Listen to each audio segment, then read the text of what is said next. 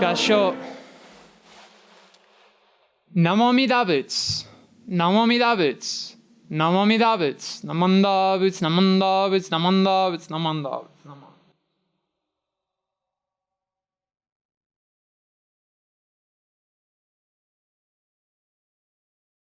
Hello, and welcome to Tri-State Denver Buddhist Temple's YouTube service for Sunday, October 3rd, 2021. We're so glad you came to join us and hear the Buddha Dharma today. Service order will be Juseige. You can find Juseige on page 57 in the Blue Denver Service Book. We'll then be reading the Jodo Shinshu Creed. You can find a copy of the Jodo Shinshu Creed in the description below this video. We'll then have a Dharma talk. Thank you once again for joining the Tri-State Denver Buddhist Temple's YouTube Sunday service. If you don't have a copy of the Blue Denver Service Book, look in the description below and you'll find a PDF copy within a Google Drive. Please feel free to download it and print it off if you'd like. And once again, please be happy, healthy, and safe out there. And do everything you can to protect all who are weaker than yourselves.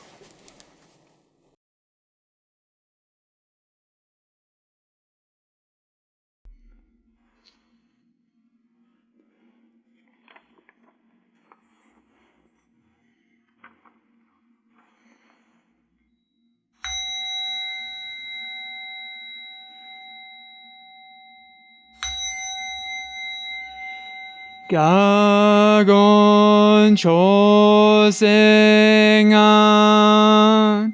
hishimu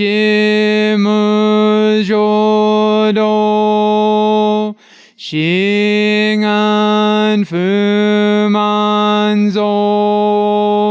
seifu joshongak gaomuyoko fuidai seishu fusai shobingu seifu joshongak gashi jombundo myosho chojipo kukyo mishomon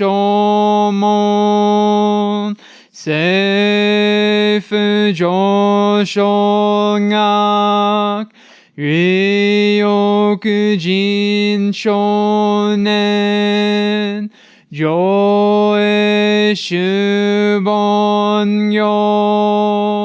Shingu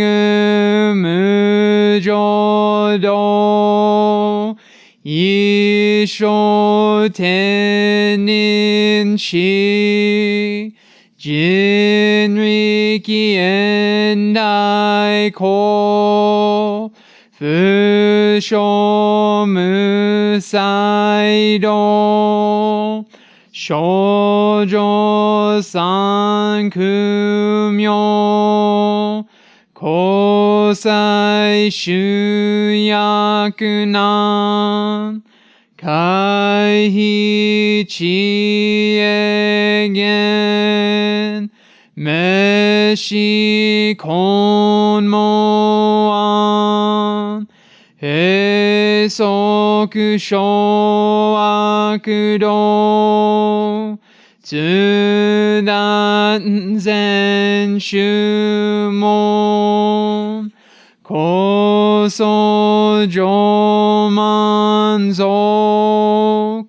Iyoro jipo Nichingan shujuki Tenko honfugen Ishu kai hozo Kose kudoku ho Jodai shuju Seppo shishiku Kuyo Isai Bun Gusoku Shu Toku Hon Gane Shinjo Man Tokui Sangai Yo Nyomun Mugechi Tsudan Mifusho Gagaku Eirik Toshi Sai Shoson Shingan Yakoka Daisen no Kando Koku Shotenin To Chin Myoke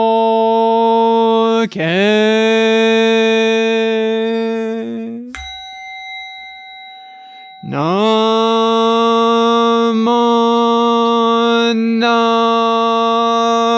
Nabu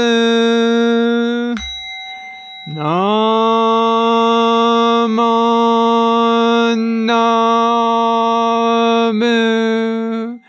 Namo Nabu Namo Nabu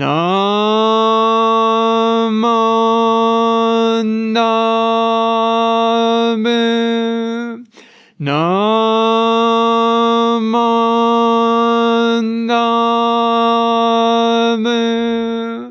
Namo Nabu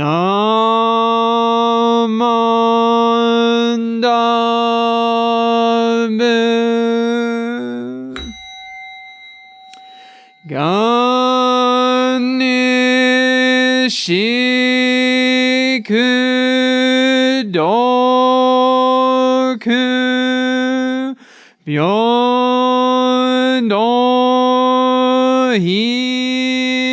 Hisai Dohon Bonai Shin Ojo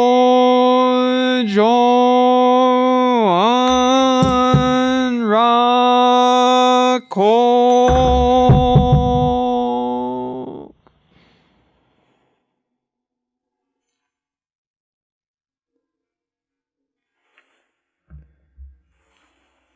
Namo Amida Butsu Namo Amida Butsu Namo Amida Butsu Namanda Butsu Namanda Butsu Namanda Butsu Namanda Butsu Namanda.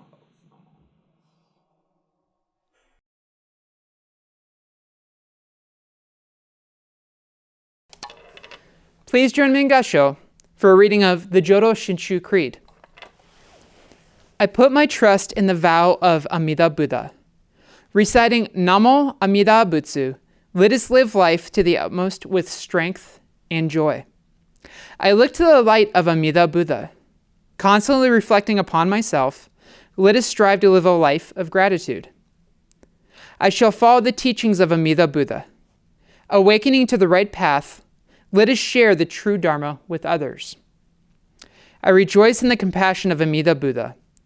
Mutually respecting and aiding each other, let us endeavor to work for the good of all. Namo Amida Butsu. Namo Amida Butsu. Namo Amida Butsu. Namanda Butsu, Namanda Butsu, Namanda Butsu, Namanda Butsu.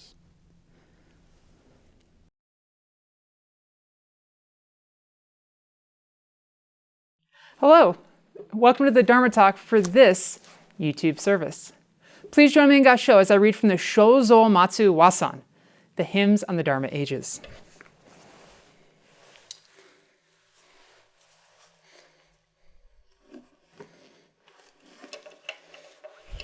This is the 36th Wasan in the Shouzo Matsu Wasan. It is a great torch in the long night of ignorance Do not sorrow that your eyes of wisdom are dark. It is a ship on the vast ocean of birth and death. Do not grieve that your obstructions of karmic evil are heavy. Namo Amida Butsu. Namo Amida Butsu. Namo Amida Butsu. Namo Amida Butsu. Namo Amida Butsu. Namo Amida Butsu. So this comes from the Hymns and the Dharma Ages from Shinran. I like it. I really like the significance and the symbolism in this. I always love the concept of the ship on the ocean of birth and death, the ship of the vow. But I picked it this week for a very specific reason, so I'm going to give you some backstory. So this week is my wife's birthday week, and every year she gets the same present. Well, for the last 6 years at least. And she gets more than just this, so don't worry. And she knows it's coming, so I'm not spoiling anything. But she gets a membership to the Planetary Society. And for those of you who don't know, the Planetary Society is a nonprofit who helps drive forward aerospace and space education. They've done things like the Light Sail Project. They have people like Bill Nye working with them, LeVar Burton. They have a lot of famous Star Trek characters are involved in the Planetary Society. Robert Picardo, like a lot of people who, me being the giant geek and sci-fi geek that I am always super jazzed to hear about stuff the Planetary Society is doing. And so since my wife's been a member for a long time, she gets the Planetary Society magazine. And these magazines, while short, have all the different work that the Society's been working on, and also have some really interesting articles. And they have been talking some about something called extreme trans-Newtonian objects.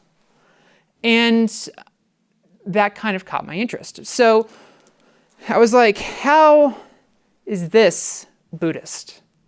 Because everything's Buddhist in some way. And so how can I look at extreme trans-Newtonian objects and see Shinran Shonin's teachings and Amida-sama in this teaching?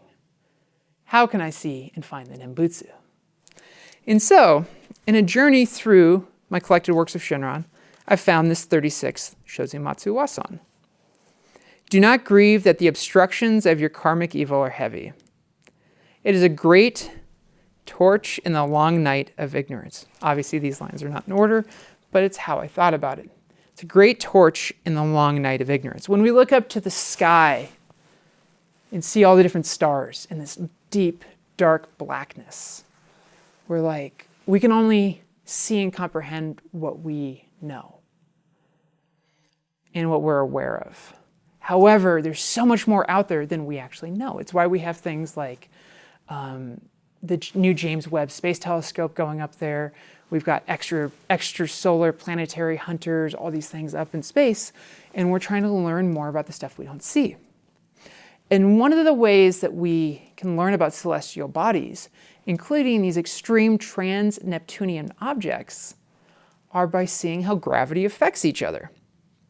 So, when we think of the solar system, throughout time, our knowledge of it has changed. Because for a while, we only knew about the sun and us. And we knew about the sun, Mars, Venus, and us. And then we found about Mercury, and we found about Jupiter and Saturn. Eventually, we learned about Uranus and Neptune. And we found about Pluto, which is definitely a planet. I don't care what anyone says. I think Pluto's a planet, but this is an argument for another time. And so, that is the solar system and the system that we understand. These are all celestial bodies that we understand the influence on each other. We can map them and track them. We know how the gravity of the sun affects each one of them, how their moons affect each other, how our moon affects our tides. These are all things we understand. However, we look at the system as a whole and we're like, oh, this isn't complete because there's forces we don't understand. And so I looked into one extreme trans-Newtonian object, Neptunian. I keep saying Newtonian because I'm thinking about Newtonian fluids. Neptunian object. That is 90377 Sedna. 90377 Sedna. And 90377 Sedna is kind of big. It's a rather large ball of water, methane, and nitrogen ice. In fact, it's super, super red. It's big. But it's not Earth-sized, but this is a big object. And we've only recently, in the last 20 years, found this object. And it is way, way, way outside of our solar system's normal planetary masses. However, this is kind of a dwarf protoplanet, because 90377 Sedna is on a predictable orbit. It has apogeon, which is its farthest distance from the sun, at 937 AUs. So that's 937 times the distance that the Earth is from the sun. That's about 5.4 light days. So it literally takes 5.4 days for the light from our sun to get to Sedna at its furthest point. However, at its closest point, it's 76.19 AU away. So it's only 76 times as far from the Earth, or from the sun, that the Earth is. So that's a massively, massively eccentric orbit. It spins and has a 10-hour day, more or less. Sometimes it exists in the heliopause. Which is the area that we kind of consider interstellar space. So, way out there. And it has a mean temperature of 12 degrees Kelvin. And for those of you that understand the Kelvin scale, it's centigrade plus 273, and 0 degrees Kelvin is known as absolute zero. Not something we've actually ever been able to accomplish. We've gotten really, really close to absolute zero, but never have. So it's a really, really cold body. And this planet, this protoplanet, this pseudoplanet, this object, this extreme trans-Neptunian object, has an orbit of 11,400 years. So how did we find it? We found it, and by we, I mean astronomers, not me, found it by looking at gravity. We saw it on how, we found it by looking at how other objects are interacting. And from that, we see these forces that are applying upon us that we aren't even aware of, but we can see the changes from it. So from a planetary and solar mechanics standpoint, it's very easy for us to look out and see the moon. And we see the moon come around, and from the moon, we're able to figure out tides. So we know we've got high tide and low tide. We've got things like waxing moons and waning moons, and all these other features of like this small interbody interaction.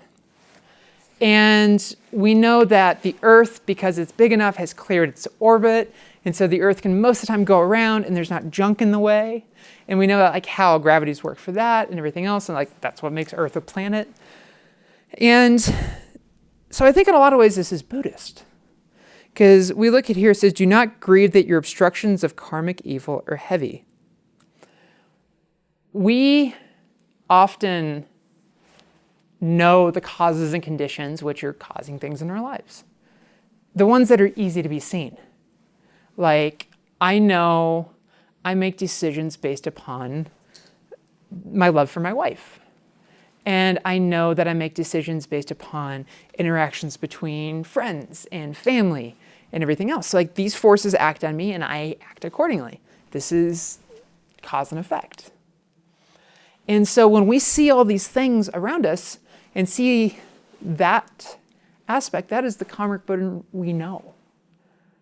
That is the thing we're open to, we have our eyes of. And we can see the actions that we do affecting other people and their actions coming to us. And this is the easy things to see. However, we often have a hard time going out 3, 4, 5, 6, 7 degrees. So if I do something here, what is it going to do way down the line? What is it going to do 12 people away, someone I don't even know? So a good example of this, on the highway, slam on your brakes. Please don't do it for real, but slam on your brakes, and then you start driving again. You can cause a traffic jam miles away. People you don't even know, and you didn't even know you affected it, but that action reverberates out. It's like waves on a lake. Do not sorrow that your eyes of wisdom are dark. We can't see all these things. We can't see every single thing we do and how it propagates out. We are ignorant beings, and our eyes of wisdom are dark. We can't see it all. We can only see the little bit that affects us. But we often know when we're affected. So going back to our friend 90377 Sedna, we know it has a really weird orbit, but we don't know why it's stable. In fact, it's kind of a problem. Gravity doesn't add up. These effects aren't making sense. And so there's a theory out there called the Planet 9 theory. And the Planet 9 theory says there's another planet in our solar system we have not found yet. And it could possibly be off the elliptical. So we've got a majority of the planets, not all of them, but a majority of them are on this plane, the elliptical. And maybe Planet 9 is, instead of on the elliptical, about 15 degrees off of it. And Planet 9 is probably rather big. It's probably 6.2 times the size of Earth. And it's probably about 380 AU, 380 times further away from the sun than we are. And it kind of explains why the extreme trans-Newtonian objects we have found act the way they do, because there has to be gravity acting on something else.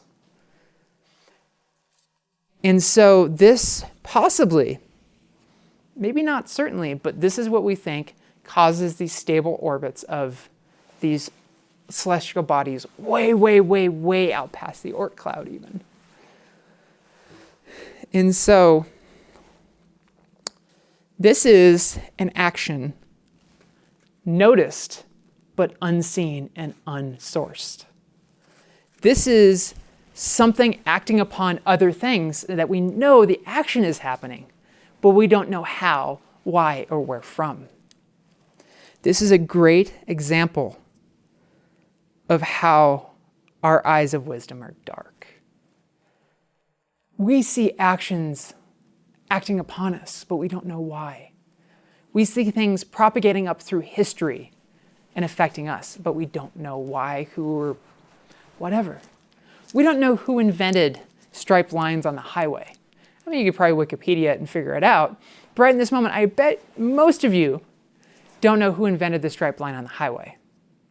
And because of that, we are affected when we're driving.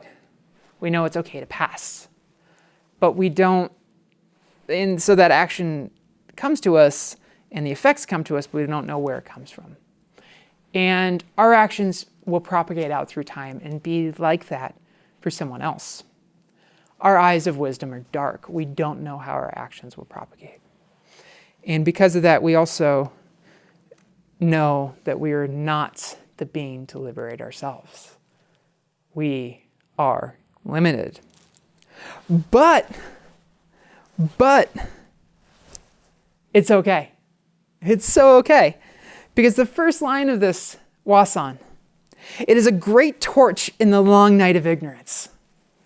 A great torch. The vow is likened to a torch. In this long night of ignorance, our eyes dark with our foolishness. We can see the torch of the vow out there. The light calling to us, the bright star in the center of this system. It says, just say the name. Namo Amida Butsu. Namo Amida Butsu. This then becomes our ship on this ocean of birth and death, of this suffering and sorrow, of our ignorance. That we are all drowning in the ocean of our ignorance, and yet we have the ship of the vow to get on and sail across it. How lucky are we? How lucky are we? Namo Amida Butsu. Namo Amida Butsu. So don't grieve our ignorance. It's okay. Don't grieve that we don't understand why 90377 Sedna goes the way it does. It's okay.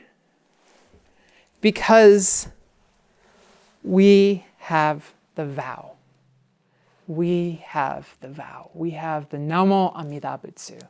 And it is our liberative truth that will set us free from this ocean of birth and death and from our ignorance. And so we get to go and live our life, exploring the natural world around us, figuring out what extreme trans-Neptunian objects are like and what's going on past Neptune. And we get to enjoy every moment knowing that our birth is settled in the Pure Land of Amida Buddha. Just say the Nembutsu. And look up in the sky above you and know that all of that light out there, when it touches your eye, it was just for you.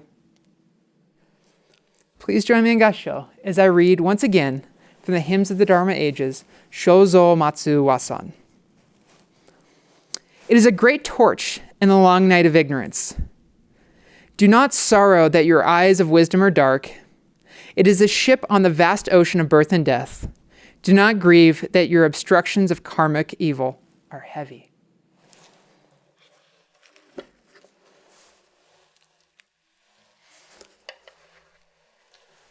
Namo Amida Butsu. Namo Amida Butsu. Namo Amida Butsu. Namanda Butsu, Namanda Butsu, Namanda Butsu, Namanda Butsu, Namanda Butsu, Namanda Butsu. Namanda.